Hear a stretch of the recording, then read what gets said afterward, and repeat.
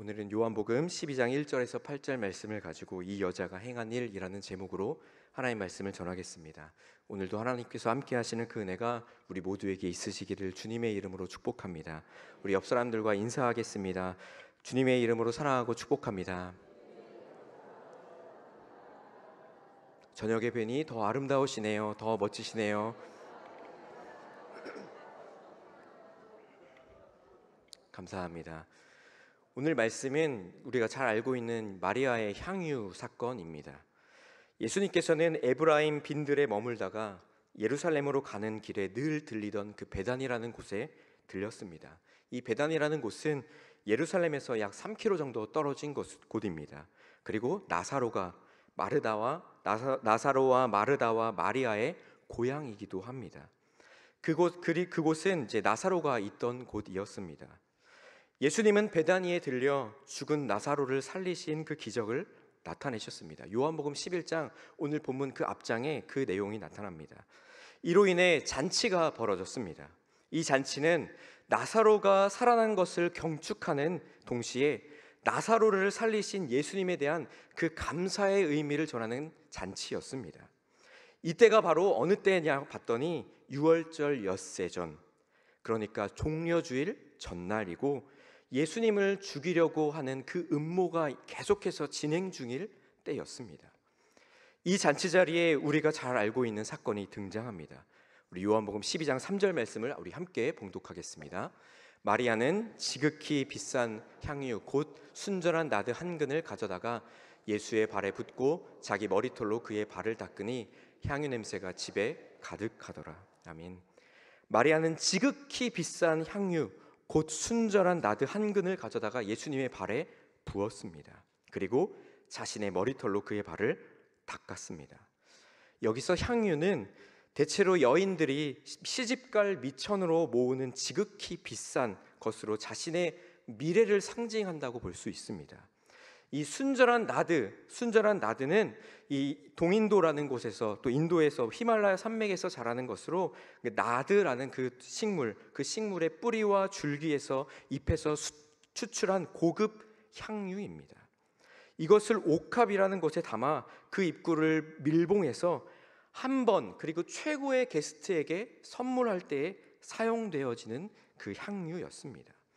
그리고 이 향유의 가치는 나드 한 근으로 표현하는데 약 330g 정도 됩니다.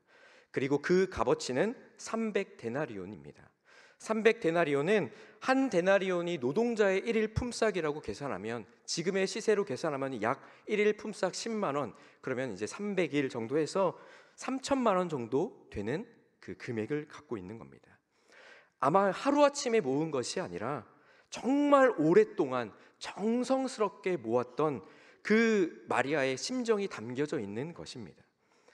이 향유를 한두 번 뿌린 것도 아니라 전부를 아낌없이 예수님의 발에 부었습니다. 이어서 마리아는 자기 머리를 풀어서 예수님의 발을 닦았습니다. 당시 여성이 머리를 푼 것은 장례가 났을 때 또 옷을 찢어 그 슬픔을 표현하듯 머리를 풀어 지극한 그 슬픔을 표현할 때 쓰는 행동입니다. 그리고 또 다른 의미는 자기를 부정한다는 의미와 함께 예수님께 온전히 붙조차 살겠습니다라는 그 의미도 포함하고 있습니다. 이러한 행동에 더불어 이제 제자들의 반응이 나타납니다. 마리아가 향유를 예수님의 발에 부었을 때 제자들은 어떻게 행동했겠습니까? 이 광경을 본 제자들은 화가 났다라고 이야기를 합니다. 마태복음 26장 8절 말씀에 제자들이 보고 분개하여 이르되, 마가복음 14장 4절 말씀에 어떤 사람들이 화를 내어 서로 말하되, 요한복음 12장 5절 말씀에 이 향유를 어찌하여 300데나리온에 팔아 가난한 자들에게 주지 아니하였느냐라고 이야기합니다. 이 제자들의 평가에 반해 예수님은 어떠한 반응을 보이셨습니까? 요한복음 12장 7절 말씀입니다. 함께 봉독하겠습니다. 예수께서 이르시되 그를 가만두어 나의 장래할 날을 위하여 그것을 간직하게 하라. 마태복음 26장 10절도 우리 함께 읽겠습니다. 예수께서 아시고 그들에게 이르시되 너희가 어찌하여 이 여자를 괴롭게 하느냐? 그가 내게 좋은 일을 하였느니라. 마가복음 14장 6절에도 이렇게 나타납니다. 함께 읽겠습니다. 예수께서 이르시되 가만두라. 너희가 어찌하여 그를 괴롭게 하느냐. 그가 내게 좋은 일을 하였느니라. 아멘. 예수님께서 하신 말씀은 가만두라고, 내게 좋은 일을 행하였느니라 라고 말씀하셨습니다. 오늘 본문은 다시 살아난 그 나사로와 나사로를 살아나게 하신 그 예수님을 축하하기 위해서 모인 기쁨의 잔치 자리에서 벌어진 사건입니다. 이때는 유월절 엿새 전 예수님께서 십자가를 지기 위해 예루살렘 성에 입성하신 그 종려주일 전날이기도 합니다.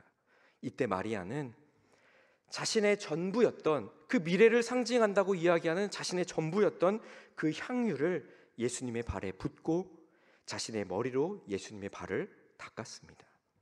그 잔치자리를 앞으로 예수님에게 닥칠 죽음을 연상시키는 듯 슬픔의 자리로 바꾸어 버린 겁니다.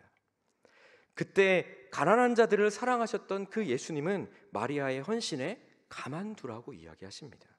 오히려 그 가룟 유다를 책망하시면서 그를 가만두어 나의 장래할 날을 위하여 그것을 간직하게 하라라고 이야기하십니다. 그렇다면 예수님께서 마리아의 헌신에 가만두라고 하신 그 말씀, 그 평가는 어떠한 의미가 있는지, 또 왜 그렇게 말씀하셨는지 우리 말씀을 통해서 살펴보도록 하겠습니다. 그 의미는 첫 번째로 예수님을 마음 중심에 두라는 것입니다. 예수님께서 가만두라고 비슷하게 하신 말씀, 그 부분이 누가복음 10장 38절에서 42절 말씀에 나타납니다. 예수님께서 마르다의 초청으로 마리아의 집에 오셨습니다. 그때 마리아는 무엇을 하고 있었습니까? 누가복음 10장 39절 말씀입니다. 우리 함께 봉독하겠습니다. 그에게 마리아라 하는 동생이 있어 주의 발치에 앉아 그의 말씀을 듣더니, 아멘. 마리아는 예수님 앞에서 말씀을 듣고 있었습니다. 마리아의 이러한 모습에 마르다는 예수님에게 이렇게 말했습니다. 40절 말씀에 마르다는 준비하는 일이 많아 마음이 분주한지라. 예수께 나아가 이르되 주여 내 동생이 나와 나 혼자 일하게 두는 것을 생각하지 아니하시나이까 그를 명하사 나를 도와주라 하소서라고 말합니다. 당시도 그랬고 지금도 그러하듯 손님 접대를 하려면 당연히 준비하는 일이 많아 마음이 분주할 것입니다. 여기 계신 분들은 다 공감할 이야기겠죠. 특히 접대자는 일도 많고 또 빨리 준비를 해야 합니다. 더군다나 예수님과 그 제자들과 함께 접대해야 하니 마르다가 얼마나 열심히 분주하게 일을 하고 있었겠는지 생각이 됩니다. 이러한 상황에 마르다는 예수님에게 주여 내 동생이 나 혼자 일하게 두는 것을 생각하지 않으십니까? 그를 명하사 나에게 도와주라고 이야기하십시오라고 말할 수밖에 없는 상황입니다.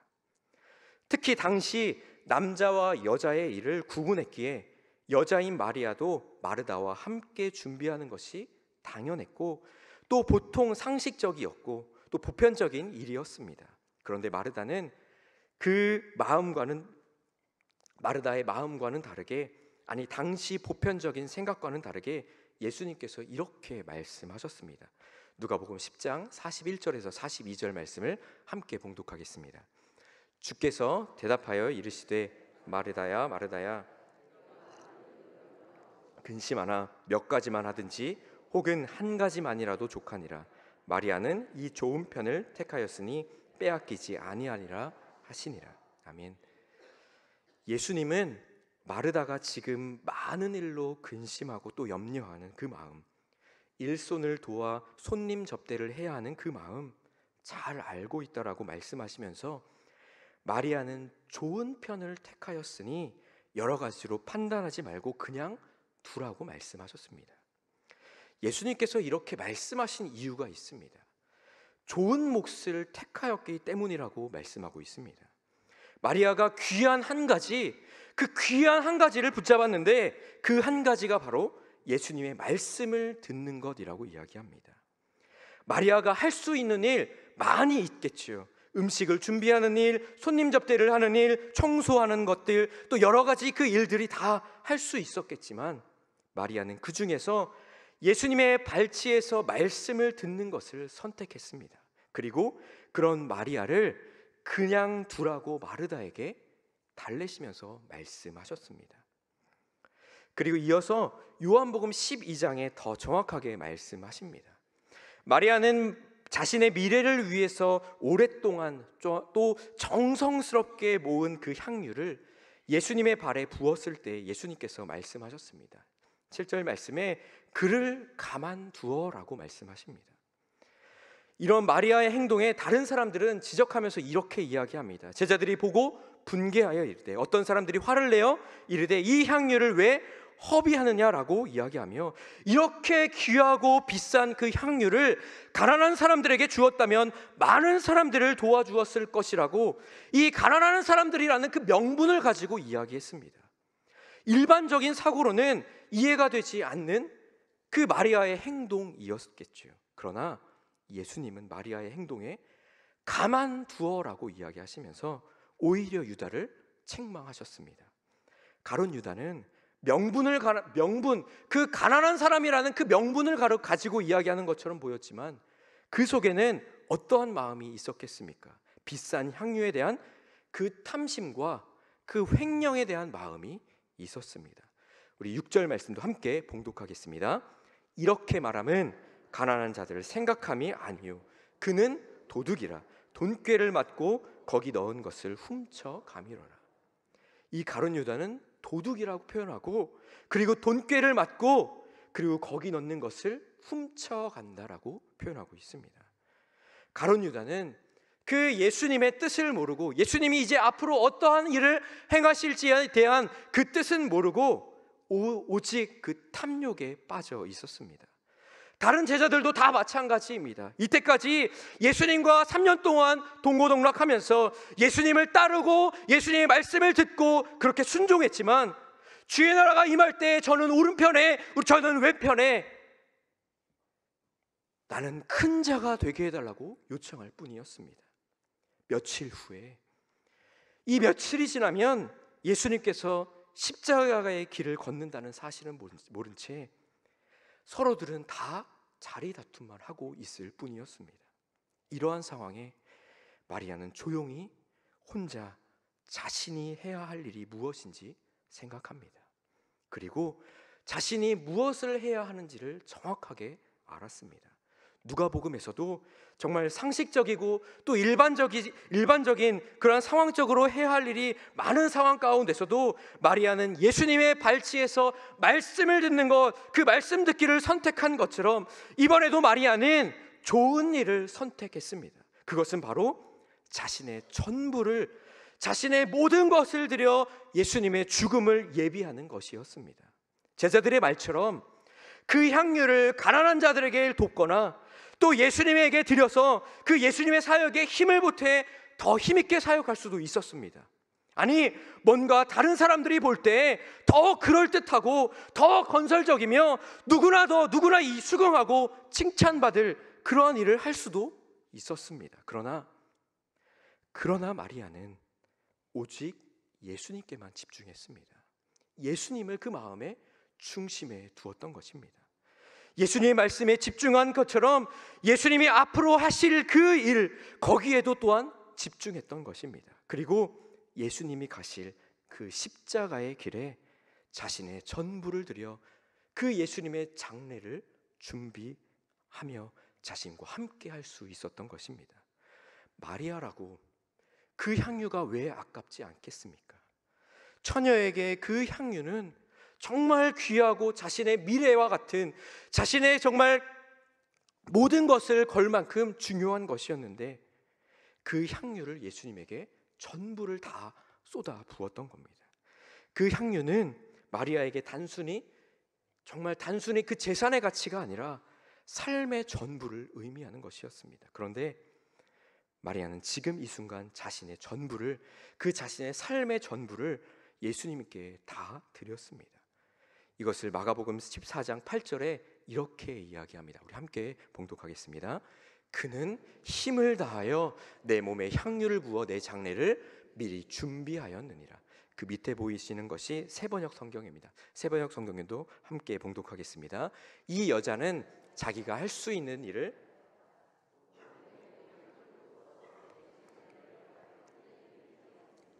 아멘. 새벽 성경에 보시면 이 여자는 자기가 할 수 있는 일을 하였습니다라고 이야기하며 곧 내 몸에 향유를 부어서 내 장례를 위하여 할 일을 미리 한 셈입니다라고 이야기합니다. 예수님은 이 마리아의 행동을 이미 아셨습니다. 이 여자의 중심을 미리 보고 계셨습니다. 그래서 이 여자가 한 일에 대해 판단하거나 따질 필요가 없이 그대로 그 기쁨으로 예수님께서 그 마리아의 헌신을 받으셨던 겁니다. 그리고 제자들에게도 이야기하기를 이 마음을 보라고 이야기하신 겁니다. 다른 사람과 비교할 필요도 없이 그 상황과 환경을 재고 따질 필요가 없습니다. 나에게 주어진 것, 내가 할 수 있는 것, 그것에 최선을 다해 순종했던 것입니다. 그러니 마리아에게 도덕적으로 또한 윤리적으로 아니 사회적으로 그러한 기준을 가지고 잣대를 평가하지 말고 이 여인이 하는 그 행동을 그냥 내버려 두라고 말씀하신 것입니다. 오늘날 우리에게도 동일한 은혜가 있기를 주님의 이름으로 축복합니다. 우리의 삶이, 우리가 드리는 예배가, 또한 우리의 헌신이 세상이 바라볼 때 이해가 되지 않을 수도 있습니다. 어떤 이익적인 또한 상식적인 잣대를 댄다면 말도 안 되는 상황과 환경일 수도 있습니다. 그러나 상황과 환경이 전혀 그렇지 않을 때 또한 있습니다.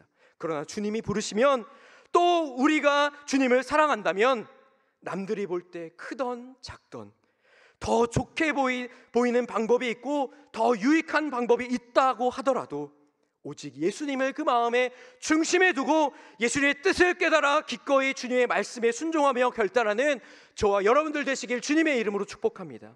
이렇게 순종할 때에 주님이 기쁘시게 받으시는 줄로 믿습니다. 이러한 삶이 예수님을 따라가는 삶인 줄로 믿습니다. 두 번째는 그 은혜를 온전히 누리라는 것입니다. 예수님께서 마리아의 행동을 보시고 가만두라고 하신 말씀의 그 의미는 홀로 있게 하라라는 그 의미입니다. 원어 성경에 홀로 있게 하라라고 이렇게 표현하고 있습니다. 예수님께서 왜 마리아를 홀로 있게 하셨을까라는 그 질문이 또한 생깁니다. 마리아는 혼자 그 은혜, 그 답부터 이야기하면 마리아는 혼자 그 은혜를 온전히 누려야 하기 때문입니다. 홀로 있게 하라는 그 말이 그 은혜를 온전히 누리라는 그 의미를 가지고 있기 때문입니다. 오늘 사건 이전에 예수님의 발치에서 말씀에 집중하던 그 마리아의 믿음이 완전히 새롭게 변화된 그 사건이 있습니다. 요한복음 11장 그 앞장에 관한 이야기입니다. 나사로의 집에서 일어난 그 사건, 예루살렘 동편 베다니에 예수님을 사랑하고 따르던, 또 그리고 예수님도 사랑하셨던 나사로가 병에 들었습니다. 그때 나사로의 누이들이었던 마르다와 마리아가 예수님에게 사람을 보내어 도움을 청합니다. 예수님이 도착한 시간은 나사로가 죽은 지 나흘이나 지난 후였습니다. 아마 죽음의 냄새가 짙게 드리워 절망이 가득할 뿐더러 모든 가능성이 사라졌을 시간입니다. 마리아는 예수님이 오시면, 마르다도 마찬가지고 예수님이 오시면 문제가 해결될 것이라고, 또 어떤 병도 고칠 수 있을 분이라고 믿고 있었는데 예수님이 바로 오시지 않아 결국 나사로가 죽음을 맞이하게 됐습니다. 그래서 좌절과 슬픔과 절망 가운데 눈물을 흘렸습니다. 그런데 예수님은 나사로와 또 나사로의 죽음으로 슬픔에 빠진 그 가족들을 잊지 않으시고 하나님의 영광을 드러내시려고 이렇게 말씀하셨습니다. 요한복음 11장 25절에서 26절을 함께 봉독하겠습니다. 예수께서 이르시되 나는 부활이요 무릇 살아서 나를 믿는 자는 영원히 죽지 아니하리니 이것을 내가 믿느냐. 아멘. 나사로의 그 가정에게 하신 말씀입니다. 완전히 소망을 잃어버린 그 나사로의 누이들에게 예수님께서 하신 말씀입니다. 나를 믿느냐? 나를 믿는 자들에게는 부활과 생명, 영원한 생명이 있다는 것을 믿느냐라고 물어보십니다. 죽음이 끝이라고, 정말 그 죽음이 절망이라고 이야기하고 있는 그 자들에게 예수님의 능력이 무엇인지, 그리고 예수님을 믿는다는 것이 어떠한 믿음인지, 그리고 진짜 능력과 그리고 진짜 믿음에 대해서 예수님께서 이렇게 말씀하셨던 것입니다. 그리고 나사로의 무덤에 도착한 예수님은 그 무덤을 막고 있는 돌을 옮겨 놓으라고 명하셨습니다. 그러자 마르다는 주여, 죽은 지가 나흘이나 되었는데 벌써 죽은 그 냄새가 나나이다 라고 이야기합니다. 예수님은 또 다시 말씀하십니다. 내 말이 내게 믿으면 하나님의 영광을 보리라 하지 아니하였느냐 하시니 라고 말씀합니다. 보여주면 믿겠다라고 이야기하는 것이 아니라, 믿으면, 우리가 믿으면, 너희들이 믿으면 부활의 기적을 맛본다라는 것을 이야기하고 있는 것입니다. 예수님께서 감사 기도를 하신 이후에 부활의 기적이 나타났습니다. 나사로가 무덤에서 다시 살아났습니다. 예수님은 장소와 시간의 문제가 아니라 계속해서 이야기하시는 것이 다시 살아나리라, 다시 살아날 줄을 아느니라, 나는 부활이요 생명이라, 그리고 죽어도 살겠고 살아서 영원히 죽지 아니하리라 라고 계속해서 예수님께서 말씀하셨습니다. 생명의 언어로 지금 부활의 주님을 믿고 있느냐, 너희들은 어떤 주님을 믿고 있느냐라고 예수님께서 말씀하셨던 겁니다. 이제 마리아는, 그 음성을 들었던 그 마리아는 생명의 주님, 생명의 예수님, 부활의 주님을 믿게 되었습니다. 이 역사를 경험함으로 예수님에 대한 믿음의 그 한계가 완전히 무너지고, 새롭게 예수님을 생명의 주님이시고 부활의 주님이신 것을 믿게 되었습니다. 마리아가 새롭게 그 예수님을 믿고 난 후에 이 사건이 바로 오늘 본문의 말씀입니다. 나사로의 부활을 기뻐하며 또 나사로를 살리신 그 예수님께 감사하는 그 잔치자리가 벌어졌습니다. 그러나 지금 잔치자리이지만, 잔치가 한창 진행 중이지만 사실은 예수 그리스도의 죽음 직전입니다. 모두가 잔치에 참여하고 있지만 마리아만큼은 가장 귀한, 정말로 귀한 그 향유 옥합을 예수님의 발에 부어 예수님의 장례를 준비하고 있었던 겁니다. 그 누구도 예수님의 장례를 준비하지 않았지만 마리아만큼은 예수님의 장례를 준비하고 있었던 겁니다. 그때 예수님께서 이렇게 말씀하십니다. 우리 세번역 성경으로 7절 말씀을 함께 봉독하겠습니다. 그대로 두어라. 그는 나의 장사할 날에 쓰려고 간직한 것을, 아멘. 그대로 두어라. 그는 나의 장사할 날에 쓰려고 간직한 것을 쓴 것이다 라고 말씀하십니다. 늘 예수님의 말씀에 집중하고 있었던, 예수님을 중심에 두고 있었던, 또 예수님이 죽은 나사로를 부활시킨 그 사건을 경험한 마리아는 예수님의 죽음을 알고 있었습니다. 그래서 그녀는 미리 준비하고 있었을 뿐만 아니라 이제 그 때가 왔다는 것도 알고 있었던 겁니다. 마리아는 예수님께서 예루살렘으로 입성하시는 그 길이 정말 편안한 길이고 평안한 길이 아니라는 것을, 또 자신의 왕국과 자신의 권위를 위한 것이 아니라는 것을 잘 알고 있었습니다. 지금까지 마리아가 본 예수님은, 그 마리아가 따르던 예수님은 항상 우리를 위해서 희생하고 또 우리를 위해서 기적을 베풀고 또 우리를 위해서 이적을 베풀고 복음을 전파하고 우리에게 자유를 선포하는 그 예수님, 우리를 위해 살아왔다는 것을 이 마리아는 너무나도 잘 알고 있었습니다. 그런 예수님께서 지금 예루살렘 성에 들어가기 하루 전 예루살렘 성에 들어가신다면 그 길은 자신의 길이 아니라 우리를 위해서 걸어가신다는 그 사실을 이 마리아는 알고 있었던 겁니다. 그래서 마리아는 예수님이 가시는 길을 알기에 기꺼이 가장 귀한 향유 옥합을 예수님께 드렸던 것입니다. 예수님의 뜻을 모르는 사람들에게는 이 모습이 낭비처럼 보이지만 마리아에게는 예수님을 향한 지극한, 정말로 지극한 사랑인 줄로 믿습니다. 마리아의 마음을 아신 그 예수님께서 마리아의 존재 그 자체를 예수님께 마음껏 드리고 싶은 그 마음을 혼자 누릴 수 있도록 홀로 있게 두라라고 말씀하셨던 것입니다. 그 예수 그리스도가 어떠한 분이신지, 예수 그리스도가 어떻게 모두를 위해 자신의 선물로 내주려고 하시는지를 그 자리에서 알아차리고 있는 사람은 마리아밖에 없었기 때문입니다. 그 자리에 예수님과 제자들, 그리고 죽었다가 살아난 그 나사로를 보기 위해서 크게 떼를 지어 많은 사람들이 몰려왔습니다. 그리고 대제사장들이 나사로까지 죽이려고 모의합니다.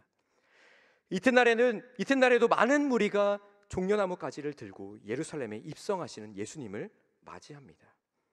이스라엘에게 그 메시아는 삶의 자신의 모든 부정적인 영역들을 회복시켜 주시고, 자신의 억울함을 또 깨쳐 주시고, 또 패배에서 승리자로 일으켜 주시고, 또 역사의 중심으로, 우리가 저 변방에 있었지만 역사의 중심으로 다시금 회복시키고 이끄실 그 희망, 그 메시아라는 희망의 메시지를 가지고 있었습니다. 그래서 이 많은 사람들이 종려주일날 그 호산나라고 이야기하며 또 종려나무가지를 흔들었던 것은 호산나 우리를 구원하러 오시는 이여라고 외칠 수 있었던 것이 바로 이러한 이유 때문입니다. 그런데 제자들은 이 모든 일의 의미를 깨닫지 못했습니다. 그러나 예수님이 영광을 받으신 후에 이 모든 것을 다 알게 되었다라고 16절 말씀에 이렇게 고백하고 있습니다. 우리 함께 봉독하겠습니다. 제자들은 처음에 이 일을 깨닫지 못하였다가 예수께서 영광을 얻으신 후에야 이것이 예수께 대하여 기록된 것임과 사람들이 예수께 이같이 한 것임이 생각났더라. 아멘. 예수님이 영광을 받으신 때는 십자가에 못 박혀 돌아가신 후입니다. 하나님께서 예수님을 통하여 명하신 모든 일을 완수하는 것, 예수 그리스도의 십자가가 바로 영광이라고 요한복음에 말씀하고 있습니다. 제자들도, 거기에 모였던 많은 사람들도, 아니 이 모든 사람들도 지금은 예수 그리스도의 십자가를 몰랐지만 예수 그리스도의 십자가 사건 후에야 이 사람들이 호산나라고 외쳤던 그 의미를 깨닫게 되었던 겁니다. 결국 마리아의 향유옥합 사건이 예수님께서 말씀하셨듯이 예수님께서 십자가에서 죽으신 그 장례를 준비하는 것이었습니다. 그리고 마침내 예수님이 십자가에 달려 돌아가셨을 때, 그리고 부활하셨을 때 마리아는 무슨 생각을 했을까요? 홀로 준비하고 그 마음을 홀로 온전히 누린 그 마리아의 삶은 어떻게 살아갔을까라는 그 질문이 생깁니다. 이의 답이 마태복음 26장 13절 말씀입니다. 우리 함께 봉독하겠습니다. 내가